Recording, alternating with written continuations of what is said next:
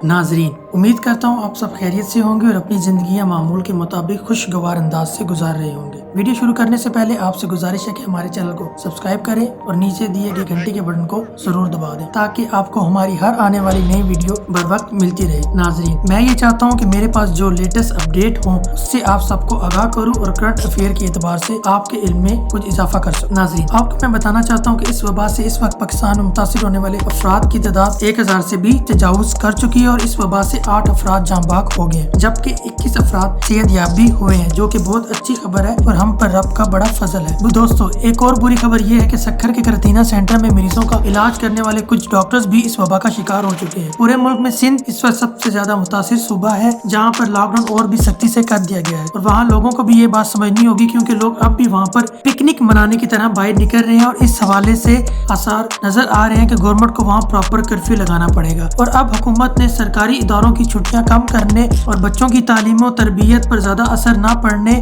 और इसके लिए नया चैनल शुरू करने का इरादा किया है, जो कि एक एजुकेशनल चैनल होगा और इसमें सिर्फ बच्चों का निसाब होगा और वो उनको पढ़ाया जाएगा। इसके अलावा एक और बुरी खबर यह है कि ईरान से आने वाले 25 ज़ायरीन को गिरफ्तार कर लिया गया है। उन्होंने खुद को ट्रक में छुपाया हुआ था और उनको लाहौर मुंतकिल किया जा रहा था। इसके अलावा दोस्तों, एक बस की वीडियो भी मेरे पास आई है जिसमें वो लगेज अपार्टमेंट में लोगों को छुपा कर ले जा रहे थे और ऊपर से दिखाया जा रहा था कि हमारी बस में कोई पैसेंजर सवार नहीं है। और ऐसा जो लोग चंद पैसों के लिए कर रहे हैं वो ना सिर्फ अपने मुल्क बल्कि पूरी कौम हत्ता कि अपने खानदान का भी खुदा न खासा बेड़ा गर्क कर रहे हैं। इसके अलावा नाज़रीन, वबा की वजह से पूरे मुल्क में लॉकडाउन लगाया गया, इससे पूरे मुल्क के मुख्तलिफ लोगों की नौकरियां भी खतरे में पड़ गई हैं। इसी तरह वज़ीर-ए-आज़म ने जो कि लोगों के लिए पैकेज का ऐलान किया, उसके बारे में लोगों को अभी तक ये नहीं मालूम वो उनको मिलेगा कैसे, और इसके बारे में अभी तक कोई मुकम्मल हिकमत अमली पेश नहीं की गई। और भी नई आने वाली खबरों में से एक बुरी खबर ये है कि प्रिंस चार्ल्स का भी कोरोना टेस्ट पॉजिटिव आ गया, जो कि एक अफसोस की बात है। बेशक चाहे वो बकिंगम पैलेस में होंगे और एक मुकम्मल क्वारंटाइन में होंगे, उनकी मुकम्मल देखभाल भी हो रही होगी, मगर बुरी बात यह है कि वो 71 साल के हैं और उनकी वालदा जो कि क्वीन ऑफ इंग्लैंड है वो 93 साल की है।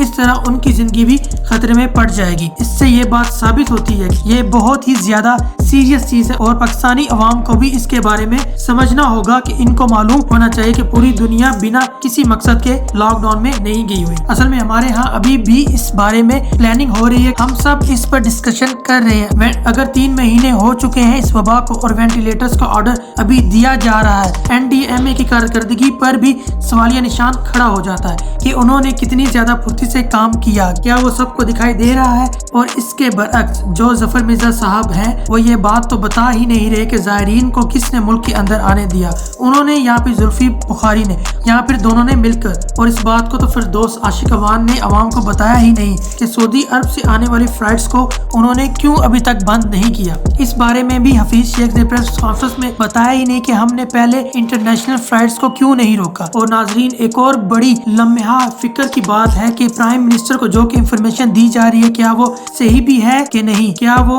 कॉम्प्रोमाइज इंफॉर्मेशन है। और इन सब के अलावा प्राइम मिनिस्टर को 3 चीजों का सबसे ज्यादा ख्याल रखना होगा, जिनमें इंफॉर्मेशन पहली चीज है, हेल्थ दूसरी चीज और फाइनेंस तीसरी चीज है। नाज़रीन, सबसे बढ़कर बात यह है कि पाकिस्तान समेत पूरी दुनिया बहुत ही मुश्किल टाइम से गुजर रही है और इसके बाद बहुत बड़ी तब्दीलियां आने वाली हैं, जो हर कोई आने वाले वक्तों में इन तब्दीलियों को देखेगा। और सबसे बढ़कर हमारी अपने रब से दुआ है कि वो हमें महफूज रखे और जिंदा रखे ताकि हम वो तब्दीलियां देख सके। और एक इंसान को चाहिए कि वो अपने और अपने प्यारों की जिंदगी की हिफाजत की दुआ करे। और सबसे बढ़कर हमको चाहिए कि हम सब अपने घरों में रहें, हुकूमत की पॉलिसी की पाबंदी करें और पूरी दुनिया में चलने वाली मुहिम स्टे सेफ पर अमल करें। ये हमारी और हमारे प्यारों की जिंदगी के लिए बहुत जरूरी है।